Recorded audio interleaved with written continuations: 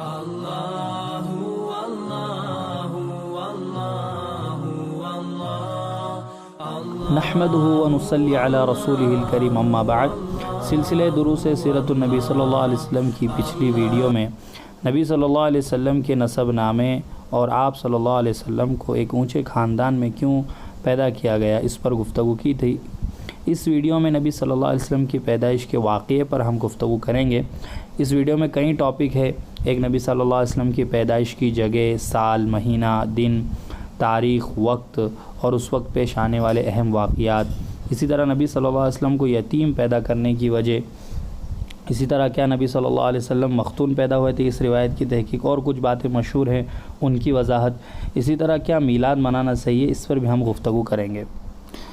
تو جو حمل کا زمانہ تھا آپ صلی اللہ علیہ وسلم کی والدہ کا، تو وہ بیان کرتی ہے کہ لقد علقت به فما وجدت له مشقة حتى وضعته، کہ نبی صلی اللہ علیہ وسلم جب آپ کی والدہ کے پیٹ میں تھے تو آپ کی برکت سے آپ کی والدہ نے کوئی مشقت محسوس نہیں کی، حتى وضعته کہتی ہیں یہاں تک کہ میں نے انہیں جنا۔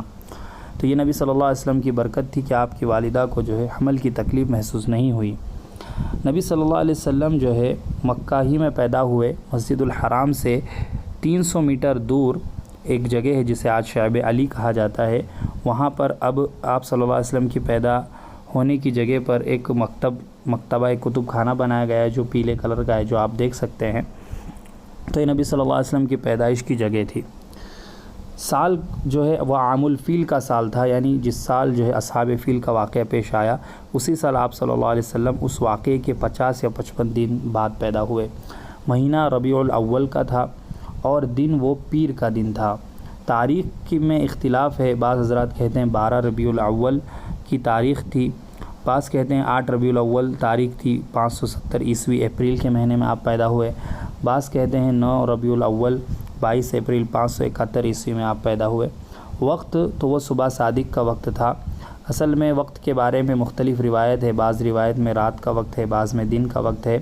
حضرت مولانا ادریس صاحب کاندھیلوی رحمۃ اللہ علیہ فرماتے ہیں کہ ان تمام روایات میں تطبیق اس طرح ہوں گی کہ ولادت کے جو شروعات جو ہے وہ آثار جو ہے رات ہی سے شروع ہو چکے تھے، البتہ جو ہے آپ کی ولادت صبح صادق کے وقت ہوئی تو اسے دن میں بھی کہا جا سکتا ہے۔ اس طرح تمام روایت میں جو ہے تطبیق ہو جائے گی، تمام روایت جمع ہو جائے گی۔ اس لیے رحمۃ للعالمین کتاب جو قاضی سلیمان منصور پوری کی ہے، اسی طرح حضرت مفتی ادریس صاحب نے بھی اپنی کتاب سیرت المصطفیٰ میں لکھا ہے کہ پیدائش کا وقت جو ہے صبح صادق کا وقت تھا۔ اب صبح صادق کے وقت میں کیا اشارہ ہے، کیا حکمت ہے، تو مولانا ادریس صاحب کاندھیلوی رحمۃ اللہ علیہ فرماتے ہیں کہ صبح صادق کے وقت میں اس طرف اشارہ تھا کہ جیسے صبح صادق میں سورج طلوع ہوتا ہے اور دنیا سے اندھیرے ختم ہو جاتے ہیں، اسی طرح اب نبی صلی اللہ علیہ وسلم کی جو ہے پیدائش ہوئی ہے تو اب جو ہے دنیا سے شرک کے اندھیرے اور کفر کے اور ظلم و ستم کے اندھیرے ختم ہوں گے۔ ربیع الاول کا مہینہ اس لیے منتخب کیا گیا کہ سبل الہدی والرشاد میں علامہ محمد ابن یوسف الصالحی الشامی رحمۃ اللہ علیہ کہتے ہیں کہ ربیع الاول کا مہینہ سب سے زیادہ اچھا مہینہ ہوتا ہے۔ اس وقت ہوائیں بڑی ٹھنڈی چلتی ہیں، معتدل ہوائیں ہوتی ہیں، بڑا خوشگوار موسم ہوتا ہے، اس لیے جو ہے اللہ کے رسول کے لیے ربیع الاول کا مہینہ منتخب کیا گیا۔ اور اسی طرح دن جو ہے وہ پیر کا دن منتخب کیا گیا۔ اس میں اس بات کی طرف اشارہ ہے کہ مسلم شریف کی روایت ہے کہ اللہ تعالیٰ نے درختوں کو جو ہے وہ پیر کے دن پیدا کیا۔ تو فرماتے ہیں کہ جس طرح اللہ تعالیٰ نے پیر کے دن درختوں کو پیدا کر کے انسانوں کی جسمانی غذا کا انتظام کیا، اسی طرح اللہ تعالیٰ نے پیر ہی کے دن نبی صلی اللہ علیہ وسلم کو پیدا کر کے انسانوں کی روح کی غذا کا جو ہے انتظام کیا۔ اور پیدائش کے وقت کہیں بڑے بڑے اہم واقعات پیش آئے جنہیں کہیں معتبر سیرت میں جو ہے نقل کیا گیا ہے اور بڑے بڑے محدثین ان روایت کا اعتبار کرتے ہیں، انہیں مانتے ہیں۔ اسی میں سے ایک روایت علامہ بہقی رحمۃ اللہ علیہ نے دلائل النبوہ میں نقل کی ہے کہ عثمان بن ابی العاص کہتے ہیں کہ حدثتنی امی، ان کی والدہ نے ان سے بیان کیا کہ انہا شہیدت ولادت آمنہ بنت وہب رسول وہب، کہ وہ آمنہ بنت وہب کی ولادت کے واقعے کے وقت وہاں حاضر تھی۔ کہتی ہیں کہ جس رات لیلۃ ولدت ہو، جس رات اللہ کے رسول صلی اللہ علیہ وسلم کی والدہ نے آپ کو جو ہے پیدا کیا، جنا، اس رات وہ وہاں تھی۔ کہتی ہیں فما شیء انظر الیہ فی البیت الا نور، کہ میں گھر کی جس چیز کی بھی طرف دیکھتی تو مجھے نور نظر آتا، یعنی پورا گھر جو ہے ولادت کی رات جو ہے روشن ہو چکا تھا، نور ہو چکا تھا۔ اور کہتی ہے وانی لانظر الی النجوم تدنو، اور میں دیکھ رہی تھی ستاروں کی طرف کہ وہ قریب ہو رہے ہیں، حتی انی لاقول، یہاں تک کہ میں کہنے لگی لیقعن علی، یہ کہ یہ مجھ پر گریں گے۔ تو یہ جو ہے اللہ کے رسول صلی اللہ علیہ وسلم کی پیدائش پر یہ واقعہ پیش آیا۔ اسی طرح اللہ کے رسول صلی اللہ علیہ وسلم کی والدہ کہتی ہیں، مسند احمد کی روایت ہے کہ انی رأیت خرج منی نور اضاءت منہ قصور الشام، کہ ولادت کے وقت مجھ سے ایک نور نکلا جس سے شام کے محلات جو ہے روشن ہو گئے، اور اس سے اس بات کی طرف اشارہ تھا کہ عنقریب جو ہے شام میں بھی دین پھیلے گا خوب، اور وہاں جو ہے وہاں بھی جو ہے آپ صلی اللہ علیہ وسلم کی حکومت جو ہے پہنچے گی۔ اور جو ہے یہ نور نکلا، اس کی حکمت جو ہے علماء نے یہ بیان کی، جیسے کہ سیرت مصطفیٰ میں بھی ہے کہ قد جاءکم من اللہ نور و کتاب مبین، کہ اللہ تعالیٰ نے جو ہے نور یعنی نور اتارا اور جو ہے واضح کتاب اتاری، یہدی بہ اللہ من اتبع رضوانہ سبل السلام، کہ اللہ تعالیٰ اس نور کے ذریعے آپ صلی اللہ علیہ وسلم کو جو نور دے کر بھیجا گیا، شریعت دے کر بھیجی گئی، اس کے ذریعے اللہ تعالیٰ جو ہے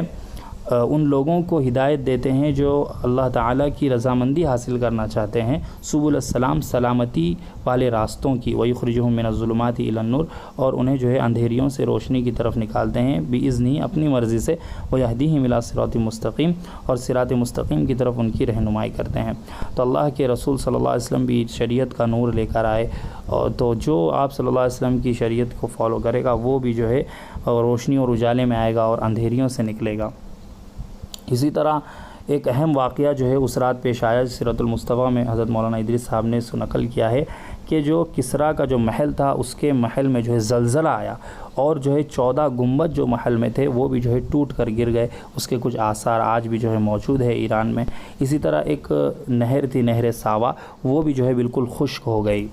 اسی طرح ایک اہم واقعہ پیش آیا جس کو سیرت المصطفیٰ میں حضرت مولانا ادریس صاحب کاندیلوی رحمۃ اللہ نے نقل کیا ہے کہ ایران میں ایک آتش کدا تھا جو 1000 سال سے جل رہا تھا، یعنی آگ تھی جس کی لوگ پوجا کرتے تھے، وہ 1000 سال سے جل رہی تھی۔ آپ صلی اللہ علیہ وسلم جس رات پیدا ہوئے ایک دم وہ جو ہے آگ بجھ گئی۔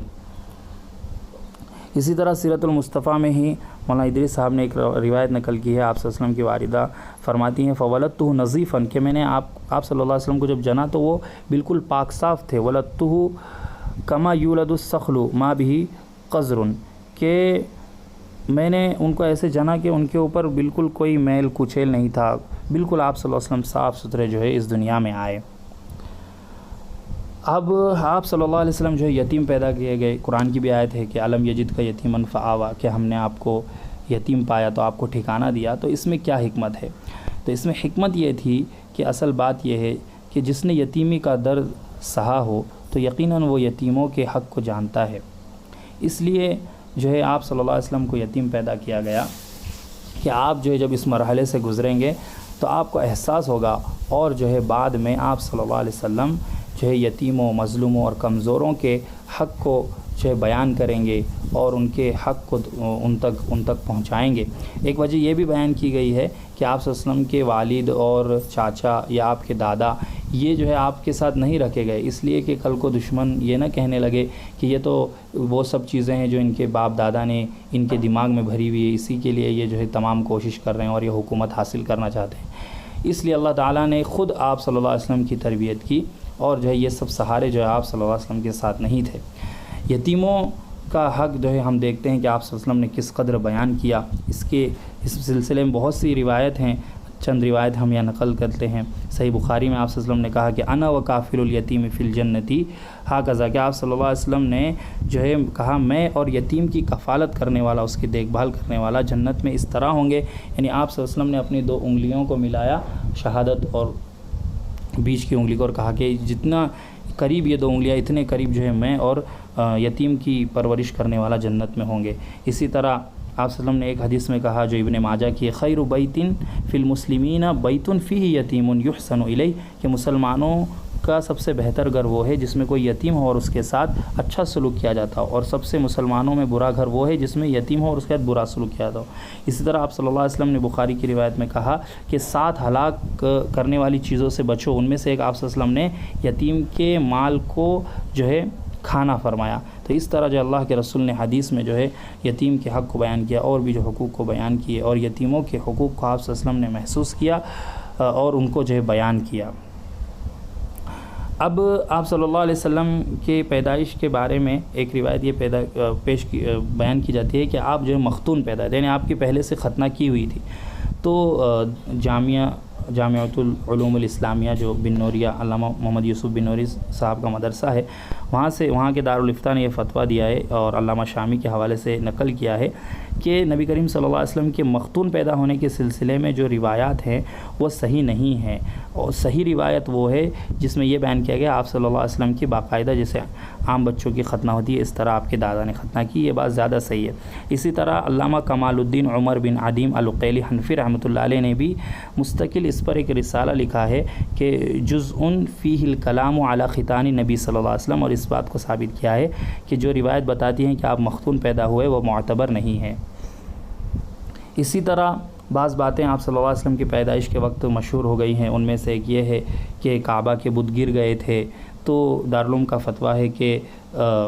ایسی کوئی روایت معتبر روایت موجود نہیں ہے۔ اسی طرح ایک روایت یہ بھی بیان کی جاتی ہے کہ جس رات آپ صلی اللہ علیہ وسلم پیدا ہوئے اس وقت سارے عالم میں ساری دنیا میں جو ہے جو حاملہ عورتیں تھیں ان کو لڑکا ہی پیدا ہوا، تو اس کی بھی جو ہے یہ بھی غیر معتبر بات ہے جیسے کہ دارالعلوم کے فتوے میں موجود ہے۔ اسی طرح غیر معتبر روایت کا فنی جائزہ میں جلد نمبر 4 میں مفتی طارق امیر خان صاحب نے صفحہ نمبر 262 پر بھی اس روایت کی پوری تحقیق کی اور ثابت کیا ہے کہ ایسا کوئی واقعہ پیش نہیں آیا تھا۔ اب ہم بات کرتے ہیں میلاد منانا۔ تو پہلی بات ہے کہ میلاد منانا یہ بدعت ہے اور بری بدعت ہے، اس لیے بدعت ہے کہ آپ صلی اللہ علیہ وسلم اور آپ کے صحابہ نے کبھی اس طرح پروگرام نہیں بنایا، اور دین میں یہ ایک نئی ایجاد ہے۔ اگر اس کی واقعتاً ضرورت ہوتی تو صحابہ اور جو ہے ان کے بعد تابعین ضرور اس چیز کو مناتے، باقاعدہ اس کے لیے پروگرام منعقد کرتے، لیکن انہوں نے ایسا نہیں کیا، پتہ چلا اس کی کوئی ضرورت نہیں تھی، یہ دین میں ایک نئی چیز ہے۔ اسی طرح جو ہے اس کی دلیل میں یہ بات پیش کی جاتی ہے کہ آپ صلی اللہ علیہ وسلم سے پوچھا گیا کہ آپ پیر کے دن روزہ کیوں رکھتے؟ تو آپ نے کہا کہ میں جو ہے اس دن پیدا ہوا تھا۔ تو واقعتاً آپ صلی اللہ علیہ وسلم کی پیدائش ایک خوشی کی بات ہے اور بہت بڑی خوشی کی بات ہے، بلکہ سب سے بڑی خوشی کی بات ہے، لیکن آپ صلی اللہ علیہ وسلم کا عمل دیکھیے کہ آپ اس دن روزہ رکھ رہے ہیں، اور روزہ اور عید جو ہے کبھی جمع نہیں ہوتے، بلکہ عید کے دنوں عید تو جو ہے اللہ تعالیٰ کی طرف سے ایک دعوت کا دن ہوتا ہے، اس دن جو ہے کھانا پینا ہوتا ہے، تو عید کے دن تو روزہ رکھنا حرام ہے۔ تو بتائیے کہ اگر عید 12 ربیع الاول جو بطور عید کے منایا جاتا ہے، اگر وہ عید کا دن ہوتا تو اللہ کے رسول اس میں روزہ کیوں رکھتے؟ تو آپ صلی اللہ علیہ وسلم کے روزہ رکھنے سے بھی پتہ چل رہا ہے اس دنوں میں کہ یہ عید کا دن نہیں ہے، عید کے طور پر منانے کا دن نہیں ہے۔ تیسری بات یہ ہے کہ اس میں غیر قوم سے مشابہت ہے کہ عیسیٰ علیہ السلام کے فالوورز عیسائی جو ہے وہ کرسمس ڈے مناتے ہیں اور عیسیٰ علیہ السلام کی پیدائش کا دن مناتے۔ ہم کو تو غیر قوموں کی مشابہت جو جن چیزوں میں خرافات ہیں ان سے جو ہے ہم کو بچنے کے لیے کہا گیا ہے، تو ہم کو جو ہے اس مشابہت سے بچنا چاہیے۔ ایک دلیل یہ چیز پیش کی جاتی ہے کہ عید میلاد ان سے تو منع بھی نہیں کیا گیا ہے، اور چیزوں میں اصل اباحت یعنی ہر چیز کا جائز ہونا اصل ہے جب تک کہ اس کے منع ہونے کی کوئی دلیل نہ ہو۔ تو اس کا جواب یہ ہے کہ جو عبادات ہوتی ہے اس میں اصل اباحت نہیں ہوتی، بلکہ اس میں جتنا بتایا گیا ہے اتنا ہی کرنا ہوتا ہے۔ اب بتائیے کہ 5 رکعت پڑھنے کی ممانعت کسی حدیث میں نہیں ہے، تو کیا کوئی شخص 5 رکعت نماز پڑھنے لگ جائے اور کہے کہ اس سے منع نہیں کیا گیا تو کہتا اس طریقہ سے ہوگا؟ ہرگز نہیں۔ اس لیے جو ہے یہ دلیل پیش کرنا بھی غلط ہے۔ اب اور ایک بات پوائنٹ کی یہاں پر یہ ہے کہ تاریخ ولادت میں بہت زیادہ اختلاف ہے، بعض 8 تاریخ بیان کرتے ہیں، بعض 9، بعض 12 تاریخ۔ اگر یہ شریعت کا کوئی حکم ہوتا اور اس کو جو عید کی طرح منانا صحیح ہوتا تو اللہ کی طرف سے جو ہے اس کی تاریخ بھی متعین ہوتی، جیسے بقرہ عید کی تاریخ متعین ہے، رمضان عید کی عید الفطر کی تاریخ متعین ہے۔ اگر اس کا بطور عید منانا شریعت میں ہوتا تو اللہ اس کی بھی تاریخ کو فکس رکھتے، لیکن اس کی تاریخ میں اختلاف ہی اس بات کی طرف اشارہ کر رہا ہے کہ اس طرح کی کوئی بھی خرافات جو ہے اس دن نہیں کرنا ہے۔ اور ایک بات چھٹا پوائنٹ یہ ہے کہ دلیل میں جو ہے دن پیش کیا جاتا ہے، یعنی جب دلیل مانگی جاتی ہے کیا دلیل ہے تو کہا جاتا ہے کہ دیکھو آپ صلی اللہ علیہ وسلم نے پیر کے دن جو ہے روزہ رکھا، یہ بتانے کے لیے کہ اس دن میں پیدا ہوا مجھے خوشی ہے۔ تو دلیل میں دن پیش کیا جاتا ہے، اور جبکہ یہ عید کے طور پر اس کو منایا جاتا ہے 12 تاریخ کو، تو چاہے وہ پیر کا دن ہو یا نہ ہو، تو پھر یہ کیسا استدلال ہے کہ دلیل میں دن پیش کیا جائے اور جو ہے اس کو جب عمل کی بات آئے تو اس پہ پھر 12 تاریخ پر عمل کیا جائے، چاہے جو بھی دن پڑتا ہو. تو اس سے پتہ چل رہا ہے کہ اس دلیل میں کوئی دم نہیں ہے. اور ایک جو ہے 7واں پوائنٹ یہ ہے کہ جس حدیث میں آپ صلی اللہ علیہ وسلم یہ فرما رہے ہیں کہ میں روزہ اس لیے اس دن رکھتا ہوں کہ اس دن میں پیدا ہوں، وہیں آگے یہ بھی الفاظ اللہ کے رسول کے کہ اسی دن جو ہے مجھ پر وحی نازل ہوئی تھی. تو بتاؤ، جس طرح آپ صلی اللہ علیہ وسلم کی پیدائش کو بطور عید کے منایا جاتا ہے، پھر وحی کے نازل ہونے کو عید کے طور پر کیوں نہیں منایا جاتا؟ تو یہ بھی اس بات کی دلیل ہے کہ یہ جو ہے محض اپنے نفس کو جو ہے نفس کی بات کو سننا ہے، اور غیر قوموں کی مشابہت اختیار کر کر تمام جو ہے نفس کے جو برے جذبات ہیں، گانا بجانا، ناچنا، ان سب کو پورا کرنے کا ایک ذریعہ ہے. اور ایک 8واں پوائنٹ یہ ہے کہ آج جو خرافات جو ہے نبی صلی اللہ علیہ وسلم کے نام پر ہو رہی ہے، ہم دیکھ رہے ہیں کہ گانا بجانا، ناچنا اور جو ہے راستے بلاک کرنا، لوگوں کو آنے جانے میں تکلیف ہونا، کیا نبی صلی اللہ علیہ وسلم کب اس چیز کو دیکھ کر اس کی اجازت دیتے؟ ہرگز اجازت نہیں دیتے. کیا اگر اس طرح کو کوئی جلوس اور ڈھنڈورا کوئی شخص کسی کے ماں باپ کے نام پر نکالے تو کیا وہ اس سے راضی ہوگا؟ ہرگز راضی نہیں ہوگا. تو بتائیے کیا یہ بات اس چیز کے جو ہے نبی صلی اللہ علیہ وسلم کی طرف منسوب کر کے ہم یہ حرکت کیسے کر سکتے ہیں؟ 9ویں بات، رہا رسول آپ صلی اللہ علیہ وسلم کے ذکر خیر کا، تو اس کے لیے کوئی تاریخ متعین کرنے کی ضرورت نہیں ہے. اگر 12 ربیع الاول کو کیا جائے تب بھی ٹھیک ہے، لیکن ایک مجلس اس طرح منعقد کی جا سکتی ہے کہ اس میں آپ صلی اللہ علیہ وسلم کی سیرت بیان کی جائے، اور جو ہے آپ صلی اللہ علیہ وسلم کی زندگی کے جو پیغامات ہیں ان کو بیان کیا جائے. نماز کی پابندی، جس کے آپ صلی اللہ علیہ وسلم نے سب سے زیادہ تاکید کی، اس کو بیان کیا جائے. ہم دیکھتے ہیں کہ اس دن جو ہے جلوس اور میلاد کے نام پر ایسی خرافات ہوتی ہے جس میں سراسر گناہ ہوتے ہیں، اور جو ہے جو نمازیں ان کو بھی چھوڑا جاتا ہے. تو آپ صلی اللہ علیہ وسلم کے ذکر سے کوئی منع نہیں کرتا ہے، بلکہ آپ صلی اللہ علیہ وسلم کا ذکر بہت ہی خیر کی چیز ہے. ضرور آپ صلی اللہ علیہ وسلم کی سیرت بیان ہونی چاہیے، اس میں ہمارے لیے جو ہے نجات کا راستہ چھپا ہوا ہے. اسی لیے جو ہے یہ سلسلہ بھی شروع کیا گیا ہے کہ سیرت کو بیان کیا جائے اور اس سے ملنے والے پیغامات کو بیان کیا جائے، تاکہ ہم اس کو سنیں اور اس پر عمل کریں. اللہ تعالیٰ جو ہے ہمیں ان تمام باتوں پر عمل کرنے کی توفیق عطا فرمائے، بدعت اور خرافات سے بچنے کی توفیق عطا فرمائے، اور اس سلسلے کو جو ہے خوب سننے کی اور جو ہے توفیق عطا فرمائے. وآخر دعوانا الحمد للہ رب العالمین.